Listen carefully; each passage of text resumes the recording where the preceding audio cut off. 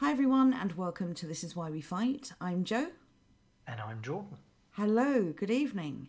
And as we did last week, we're revisiting the 77th Brigade. So this is part 2. Without further ado, let's get straight to it. So this is a continuation of the article that we were covering last week. And this is really interesting before we start reading this. What do you think so far of this? It's very, very similar, isn't it, as we mentioned last time, to what we know is behind Sage and the Mindspace. The Mindspace, the nudges. This is basically the Army's version of Mindspace being put into action. There are so many of these, sort of behavioural psyop units going now. I do believe we read about there's this very specific one connected to the NHS as well. Mm-hmm. But they probably all originate from the same evil source, don't they? Yeah, absolutely. They all stem from that Mindspace thing. They're all putting that into action. So imagine that. Not only are you being manipulated by one government department, but by several. If they don't get you one way, they'll try another. It's really rather amazing to consider. You have all of these sort of shadowy organisations all working toward the same agenda. Mm-hmm. And we are the victims in every single case. Very concerning. It's because we just won't do as we're told. That's the problem. Well, exactly, because we want to increase our chances of healthiness, happiness and survival, and these people clearly don't. They must be very frustrated and annoyed with us by now. Oh well, it is what it is. What can we say? Anyway, here we go. Let's make a start on this section then. So I'll begin. The MOD website states the brigade is involved in collecting, creating and disseminating digital and wider media content. Could this entail managing real, fake and automated social media accounts, disseminating pro-government messages and discrediting those critical of Downing Street's handling of the pandemic? Apparent attempts to game social media platforms by using covert and fake social media accounts in these ways have been repeatedly documented in the UK in recent months. A significant example occurred in May, when a brief statement adapted from a post on an obscure blog circulated far and wide on Facebook and Twitter. It read, "Journalism is missing the mood in this great country of ours, the United Kingdom.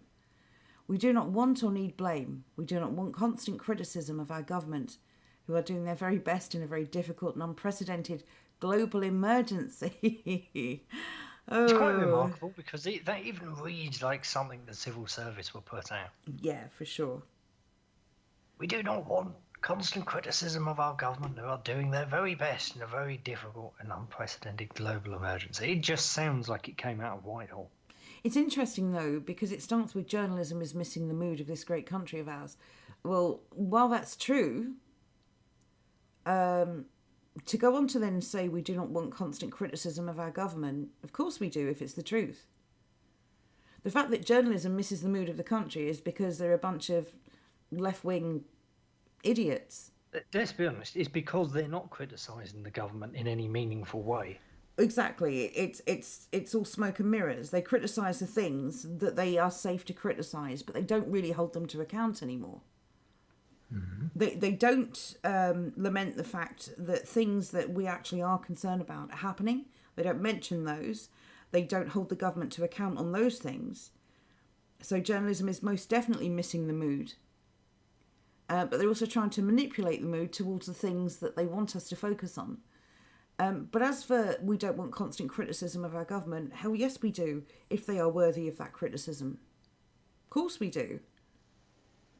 Or is that no longer a freedom we can enjoy? Apparently that's just being annoying. That's just being a Brexiteer if you constantly criticise the government. Well, I guess if the government were fit for purpose, there wouldn't be any criticism, would there? Exactly. It then goes on to say this was shared without attribution by, among others, prominent businessmen and also the ex-business czar, Sir Alan Sugar. I don't know when this Tsar nonsense came into fashion, but I really don't like it at all. Very communist, isn't it? I don't like it. It is. It's... Come on, everyone. It's Russian, for goodness sake. Let's stick to British things. I just don't like it. I don't really know what it means. But even so, here is somebody who was earning money off of the government, probably still is via a pension in some capacity. Of course he's going to say, no, we don't want to criticise the government. He probably still wants to get back in. I'm sure he does. Why wouldn't he? Anyway, apparently many people who posted it had only recently registered or had little to no followings or friends. Shocking. Key potential hallmarks of inauthenticity. Several users were subsequently restricted by Twitter due to unusual activities, meaning the accounts were either automated or suspended, suspected rather, of being so, all ran from the same IP address. It would be a little bit embarrassing if the government couldn't afford to buy VPNs. Just go out there and sign your lads up to NordVPN, lads. Come on. So basically, so basically, they've got a group of people sitting in an office somewhere, just constantly sharing this message and reposting it. That's very amateurish, surely. Given the money they have at their disposal. I would say, in reality, it would have been fully automated. They would have just had some sort of bot farm going on. Is anyone surprised? Anyway, I'll let you carry on. Thank you very much. It's not possible to connect the 77th Brigade with this potentially coordinated effort. Joe was moving that while I was trying to read. Not true. However, academic Mark Owen Jones, it's a very unfortunate name, Yes. who conducts detailed analysis of social media posts, told us it is plausible the unit is adapting legitimate content seeking to diminish blame directed at the government during the crisis. Diminish blame. Who else but the government is to blame? 1 minute. Adapting legitimate content. What the hell does that mean? Does that just mean reposting stuff? Well, adapting arguably could be called editing, tweaking. So, but it also could be called removing.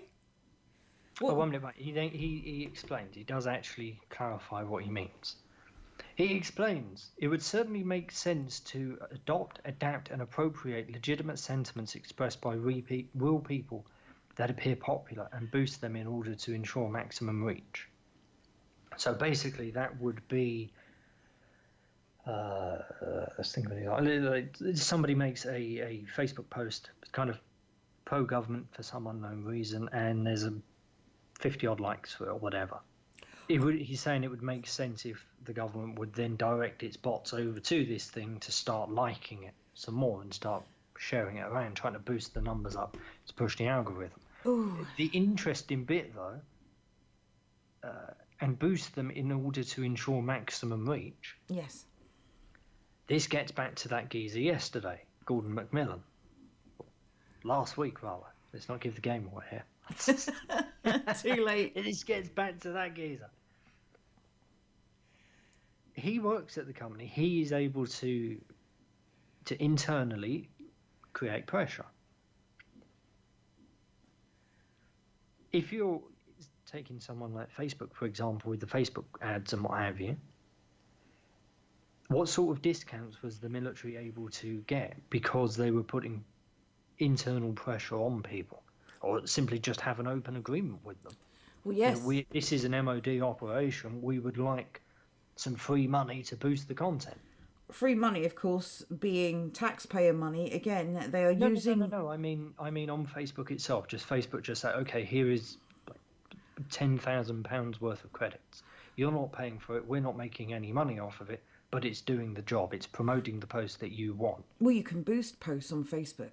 That's what I mean. That's exactly what I mean. No money needs to exchange hands. They can just have them boosted. They could do that as well. But it still comes down to anything they buy, anything they purchase with government funds is essentially you are paying these shady organisations to basically coerce and manipulate you, because they're spending your money in order to do this. But yeah, adopt, adapt or appropriate legitimate sentiments. Things like, I suppose, "We back Boris" would be a good one.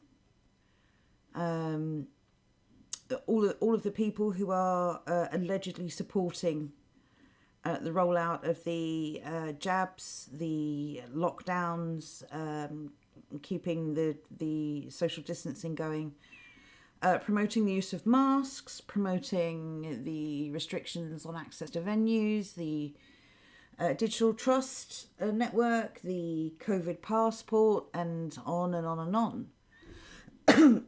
So they could be appropriating those posts and massively boosting and reproducing those posts to give the perception to the public that many, many people are in support of these things. Right? Mm-hmm. These things the government support, propose, or otherwise endorse. And this could be 1,000, let's call them officers, sat in a multitude of addresses across the country, all just reposting these posts that have been highlighted or marked for particular interest, and then the intention is to convince you, Joe Public, that there is a majority who support these proposals or ideas or suggestions or legislation or whatever it may be. To ensure maximum reach that's definitely an abuse of social media. That's people essentially manipulating what you see, what appears on your timeline or on your feed. That kind of brings it back to Twitter and their trending page. Yeah. How many times have we gone onto Twitter and we've seen there's this hashtag tweeting and it just doesn't seem real? And I don't mean the silly hashtags, like the I don't know, I can't think of any silly Twitter hashtags, but on my sandwich today, that sort of nonsense. Oh, like reject the report was one. Well, I don't know, but anyway, just silly little things like that, just laughy, jokey things. They're natural, fine, whatever. There's been a number of times though we've popped onto them, we've seen a hashtag like "back Boris" and various things like that, and it just doesn't seem real. It doesn't seem correct because none of the posts, none of the tweets in reply to this are in any way, shape or form positive. It's just unnatural how they've got something trending that really genuinely shouldn't be. Exactly. That's very interesting. That's a good point. Because there's very little support for these things, but they do somehow make it onto the trending list, and that's probably likely another manipulation of your perception when using social media of the things that people support rather than the things that people reject. And because again this is not a free system and it's not a legitimate system, because it's being manipulated, it's essentially worthless as an idea for what was that quote? Journalism is missing the mood. This is proof of it. Journalists write a lot of rubbish in the press, but it appears to be popular because it trends. Go on, sorry. No, I just said I never noticed they made so much rubbish. Shocker, I know. I know. So back to the article anyway.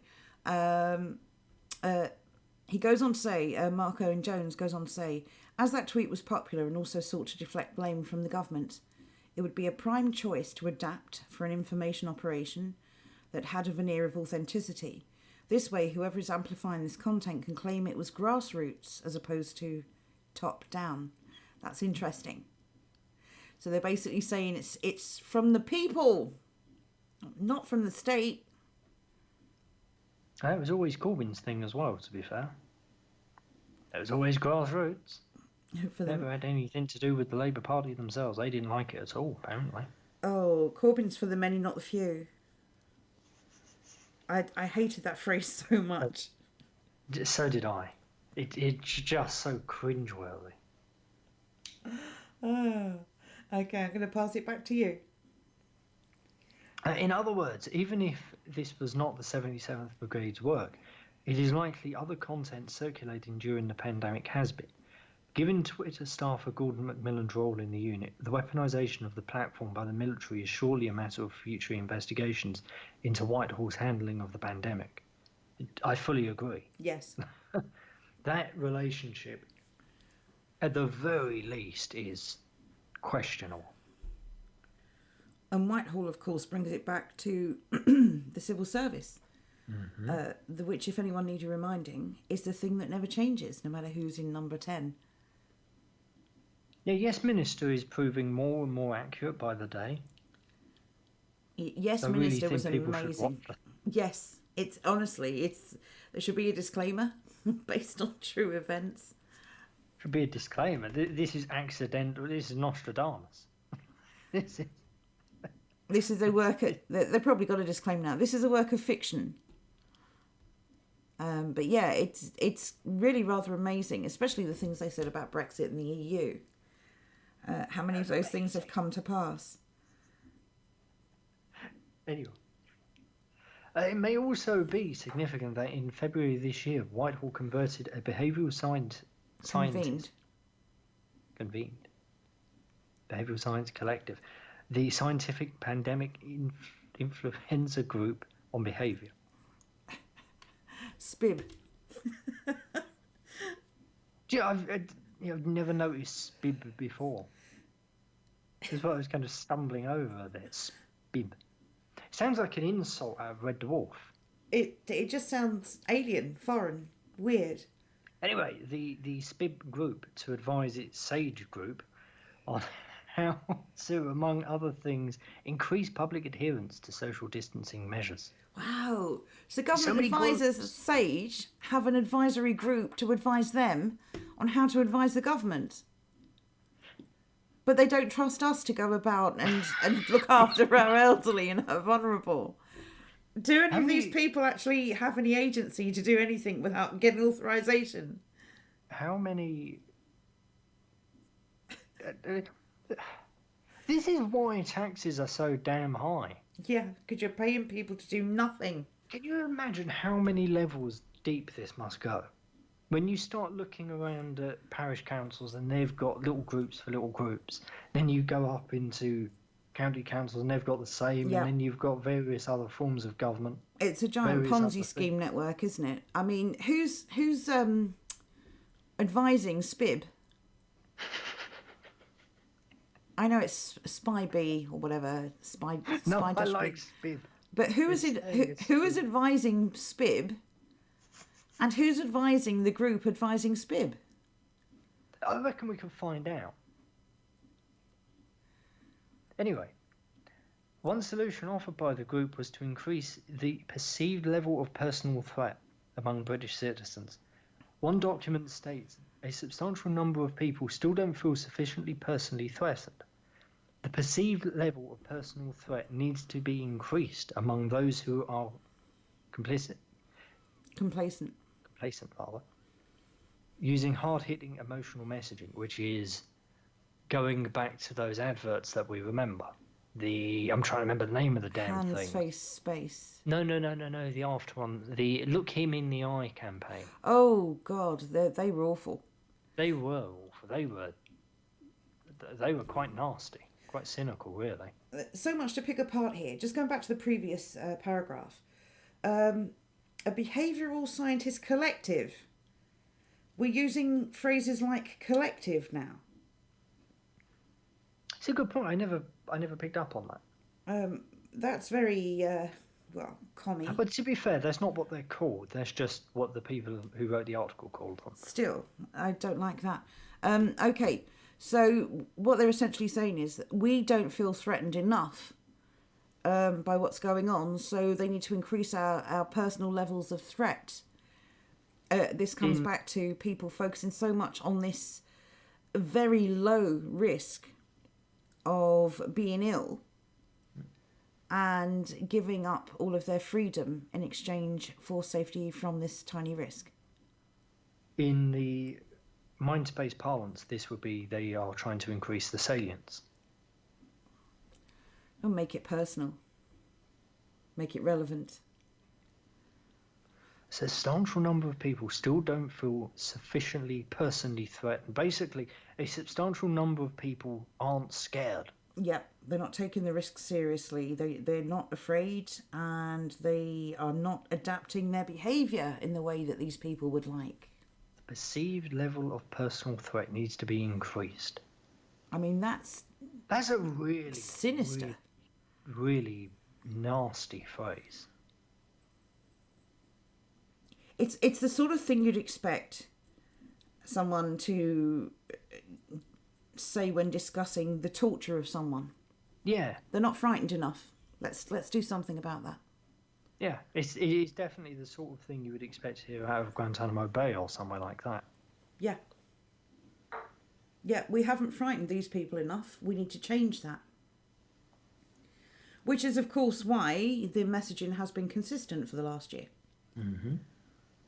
They have to keep reminding you that there is a threat out there, and that you have, and that you are behaving selfishly if you don't take it seriously. Even though, without these constant reminders, you may not be aware that this threat exists at all. Interesting. It went on to recommend that such messaging to be circulated via targeted media campaigns, social media, apps and websites. Well, there's your daily Downing Street briefing, Indeed. for one. And if anyone does keep an eye on the news, probably the way we do, where you sort of go to the mainstream media websites and apps and get the headlines, then you go and look for the truth elsewhere. But if you were to go on any website, BBC, CNN, Sky, any of them actually, you'll see that aside from local news or news of name that country or international news, you'll always have a separate section for COVID. Mm-hmm. And that is because this needs to be a sustained operation. It needs to constantly be at the forefront of your mind. Because if it isn't, you're going to forget about it. Yeah, and God or you're forbid going you to realise, forget. oh, wait a minute, I forgot about that for a couple of days and nothing happened. Yeah, and I just carried on life as normal.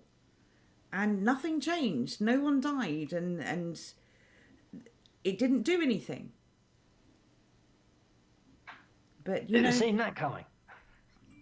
Oh, well. Look. Happy, smiley people. Let's see what these people have got to say. I was just about to say they're not in masks, and then I saw the date. I got rather disappointed. I wonder if on that date they knew. Never mind. That's a whole nother stream. Right. Okay. Civilian army. The MOD is not a designated lead department for responding to emergencies such as pandemics. However, government policy since the 2015 Strategic Defence and Security Review, which placed military planners in key government ministries, has given the army a wider and more formal role in supporting national resilience contingency planning. The then Vice Chief of the UK Defence Staff, General Sir Gordon Messenger, wrote in 2017, Defence has a key role to play supporting lead government departments, devolved administrations and civil authorities as they prepare for, respond to and recover from disruptive challenges and major national events. He explained, Defence is now no longer seen as the last resort option. Rather, it must now be ready and configured to play an early role in providing civil resilience. Civil resilience? That sounds like the sort of thing that Franco would have said just before taking over with the army. Civil resilience? But no, the entire sentence. Defence is no longer seen as the last resort option. Rather, it must now be ready and configured to play an early role in providing civil resistance. This is why, as the General of the Army, I am taking over Parliament. That could follow on and you'd be like, yeah, that makes sense. That sentence is real. It's because that's basically what it's saying. Defence is no longer the last resort, which it should be. We're moving it up in importance and we're letting it go, and we're going to let it take over a little bit.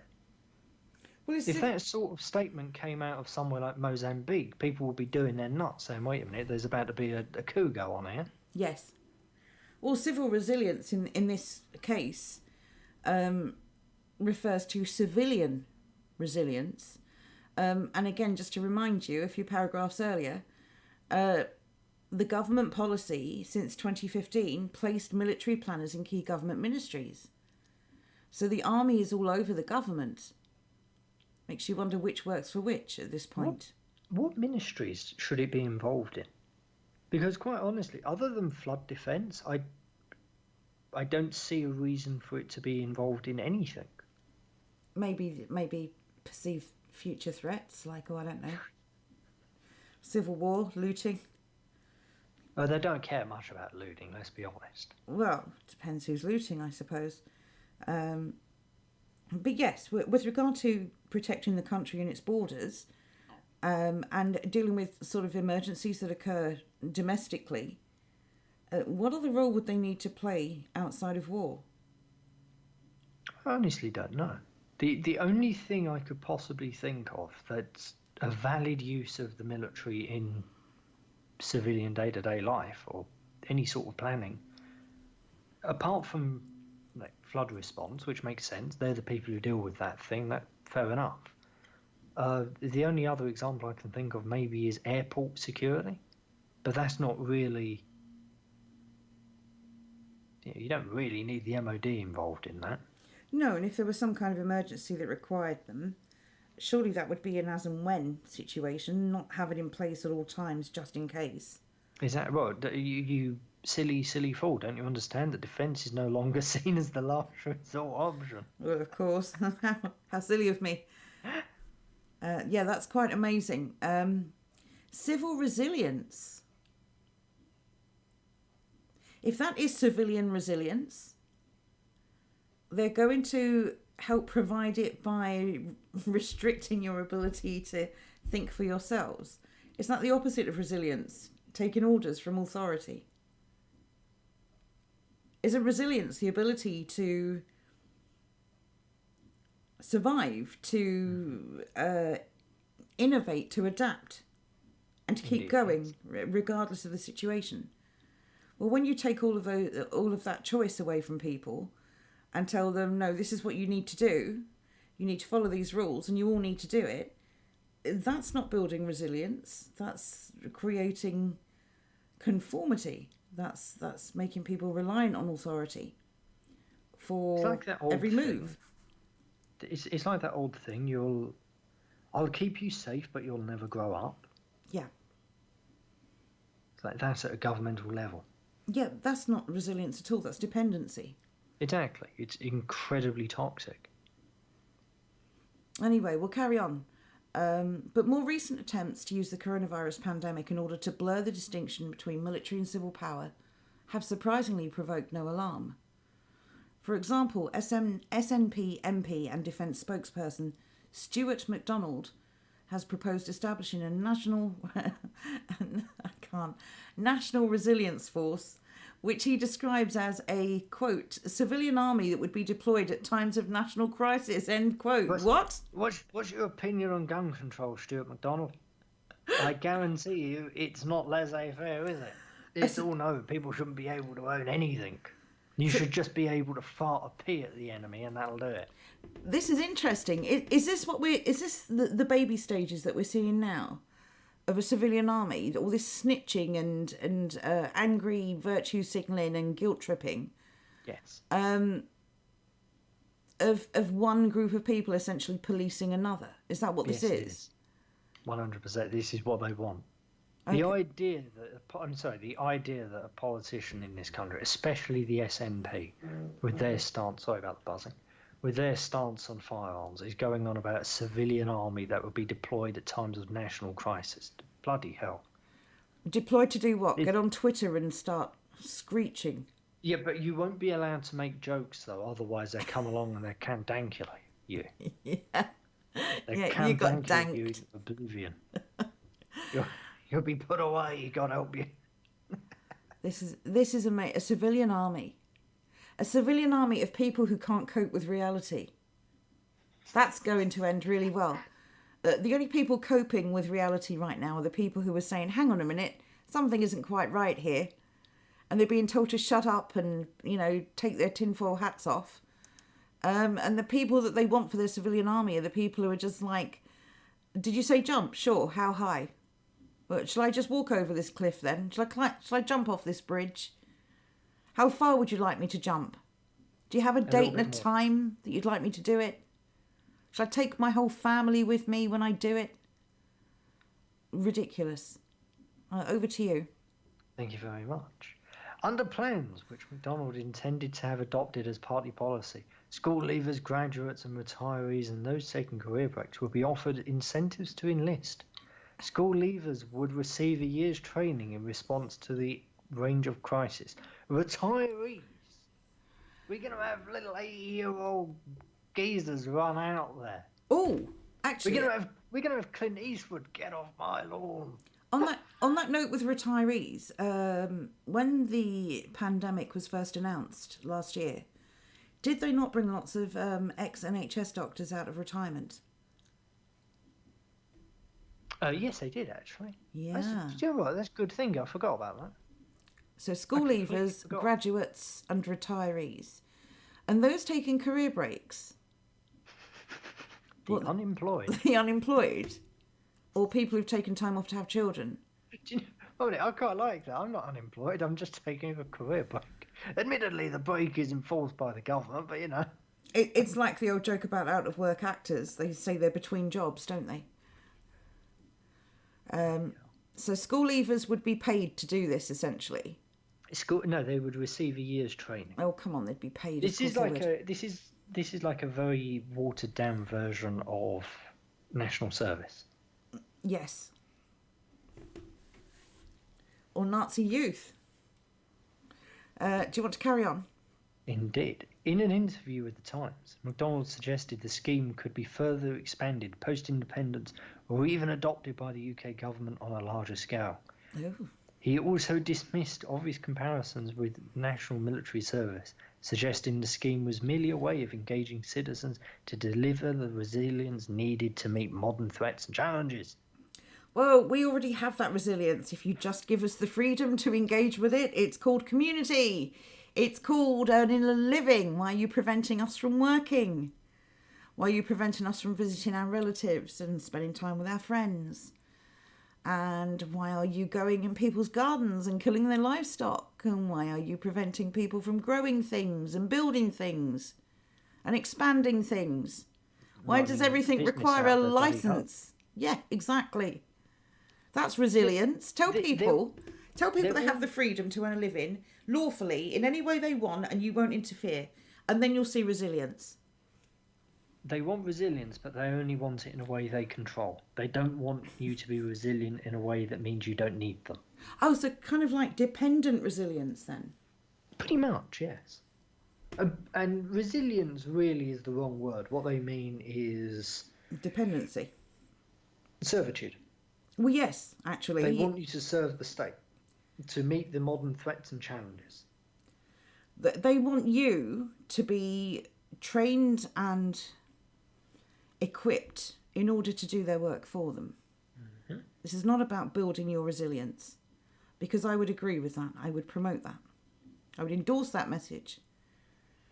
That's not what the message is at all, despite the words they use. They want you to do their job for them, and let's be fair, some people are already doing that job for them. People who mask shame, people who, well, insert word shame, actually, because all the shame is coming from people with no shame, which is rather an amazing situation to find ourselves in. This is actually quite despicable. But their use of words is really remarkable. Everything they say has just enough truth in it to pass, or to be obscure enough that you could read it one way or another. So dishonest, the lot of them. Another politician nudging people, nudging children, school leavers. They're still children at the age of 16 and 17. And it does say it offered incentives to enlist. which is why I think that year's training they receive would be paid, or they'd receive it somehow. The training would be the payment. Like, you come and you work for us. It'd be like the military in general. You know, you come and you work for us, and then we'll train you up in something. They want graduates to work. But graduates don't have time to work. They're too busy sitting online looking down their noses at the rest of us. They're too busy writing for the Guardian. Yeah. Oh dear, right. However, MacDonald acknowledged his thinking was heavily influenced by the Modern Deterrence Project of the Royal United States Institute, an influential think tank with close ties to the British defence establishment. Okay. Service. What? You said states. Royal United. Oh, sorry. Royal United Services Institute. Apologies. Doesn't actually change what you said. It's probably used in the US as well. With a think tank with close ties to the British defence establishment, you'd think they're the same thing. An influential think tank. I don't like the fact that any of these think tanks are influential. That implies by default that they are not unbiased. Mm-hmm. Who are they influencing? Him, certainly. Because he acknowledged his thinking was heavily influenced by them. I mean, you've been nudged, MacDonald. And now you're trying to nudge us. I don't like that you've been nudged. It's like a combination of you've been tangoed and you've been framed. Oh, I tell you what, there's a lot of politicians I'd like to see get physically tangoed. Anyway, I'll let you finish. The proposal was greeted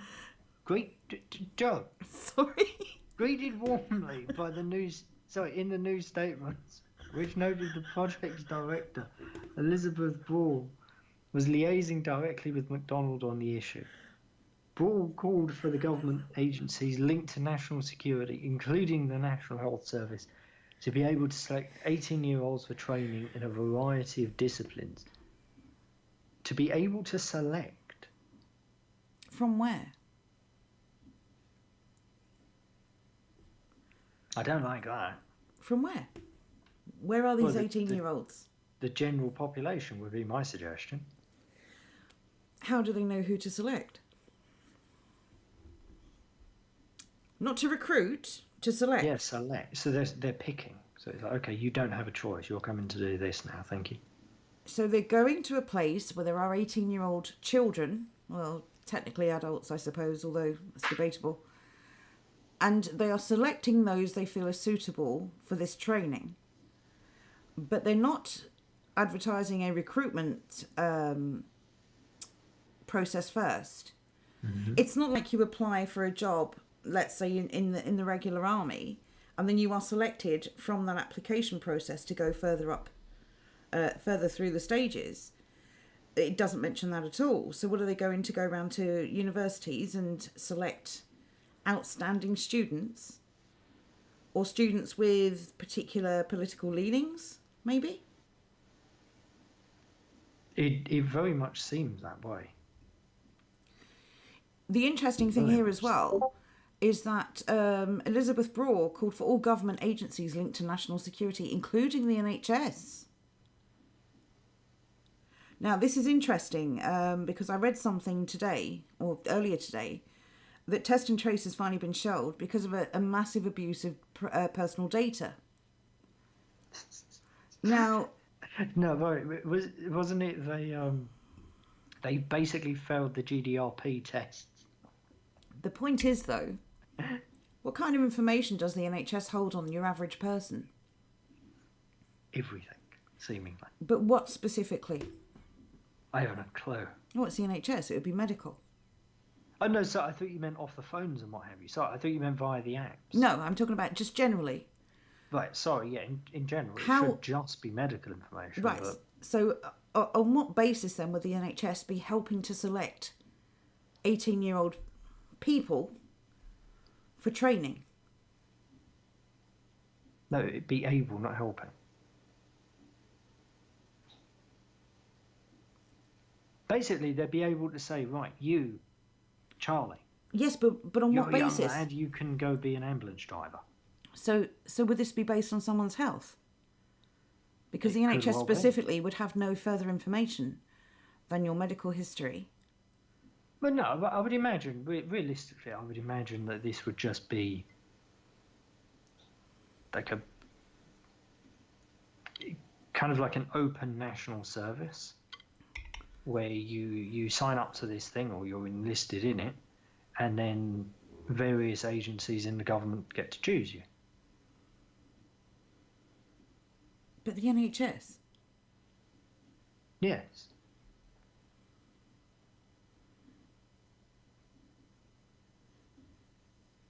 As I said, like you're a young 18-year-old lad, you're strong, whatever, you can go be an ambulance driver. It'll be that sort of thing, I think. But it'd still be based on someone's medical health, right? Why?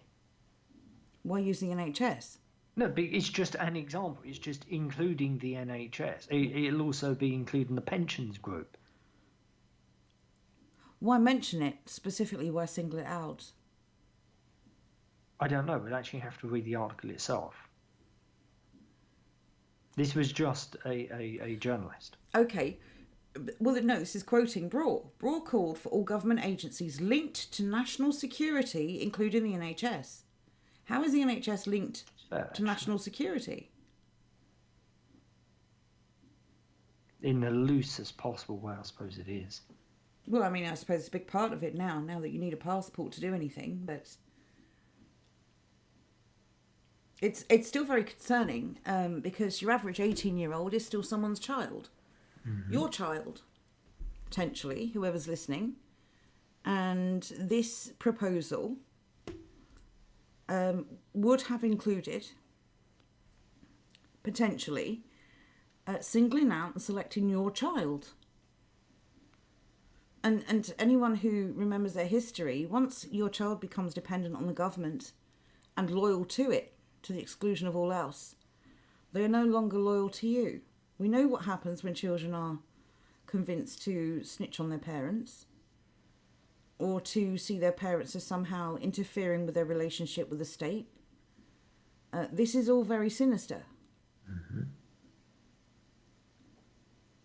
And again, these children, these school leavers, they're talking about school leavers as well, not just 18-year-olds here, offered incentives to enlist. This is all very sinister. This is the state getting between you and your child. Mm-hmm. As they've always tried to do. Yeah. Aside from everything else they do to us as adults, if anyone needed reminding, they are openly targeting our children. You can't be parents to your children anymore. The state must be the parent. And don't you dare tell your children that the state doesn't have their best interests at heart, because the state will make sure that your child will always go to them. Very sinister. The whole thing is very sinister. How many of these shady departments are there? Because every time we look into something else, we find another. And these are just the ones that they publicise, let alone everything else. Exactly. For every one that we know about, there's got to be 5 at least that we do not. But we'll keep digging and we'll keep looking. And again, if you know of any others that you want us to look into, please drop some comments below and drop some links if you have them. And we will certainly look into this in a bit more detail. Mm-hmm. I find it just amazing that these people just have no shame. None at all. But this is politicians again. I just find it absolutely incredible how the more you dig into it, the more different tentacles there are. But they're all using the same basic techniques and they're all trying to achieve the same basic thing. This is an onslaught. It's impossible to defend yourself. It's like a shotgun approach. Yeah. You know, I might not hit with a single bullet, but if I just put enough down range, eventually I'm going to hit the target. That's their approach. They've got so many different departments doing so many different things. And this really does explain the sheer level of sort of apathy and demoralisation of our nations. at this time in history. Because this has been going on for far longer than it's been made public. Absolutely. This is endgame we're at now. That they're cocky enough and confident enough to even publicise these departments. These people genuinely think they're untouchable. Mm-hmm. And they think that even if they're exposed, or even if their agenda is exposed, I think they're so confident that there's nothing we can do about this. That the will to stop them, push back, reject them, or otherwise resist, has long left us. That they just don't care who knows anymore. There's no attempt to hide this, really. It's a good thing they've completely underestimated the human spirit. Well, it is. And I think it's because they, in many ways, they're just not. They're not the same as us at all. No, absolutely. It's actually in a way, and I hate saying this, but it's actually in a way been actually helpful for us that everyone doesn't share the same resilience, because I think that's the reason that we are underestimated. It's a shame that has to be, but maybe that's something we can turn to our advantage. Because I think we already are, slowly. Yeah, well, this vocal minority are giving them the impression that it's all over, right, for us. And that they've already won. How incredibly sad, though. That this really does show what they think of us. They think that we are weak and malleable and controllable puppets that they can do with as they wish. That's why it's now absolutely incumbent upon us to show them that that's not true. It's better to be underestimated than overestimated. But they will keep pushing. Because winning is one thing. But risking a single loss, risking their timeline being off, risking their deadlines not being met. And I keep saying this, and I'm almost positive now that the reaction to the EU referendum has pushed back whatever their plans were. I'm sure of it. I'm sure that did not go the way they were expecting. Agreed, because their overreaction since then has been quite extreme. Yeah. But anyway, that is a different subject altogether. It is. That's one that we'll probably cover in depth, but as it's still ongoing, there's no way to know really where to pick it up. And it would never end. We'd have to wait until it's all over, whenever that may be, or when it starts, actually. But there you go. Anyway, so that's part 2. There's more to come. Again, if you have any links, any connections, any other information that you'd like to let us know about so that we can cover it, any suggestions as well for other departments we can look into, please drop a comment. If you like this content, you know what to do. Please like or subscribe. And as always, we'll see you next time on the live show. So I will say good night. Indeed. See you next time. Bye for now.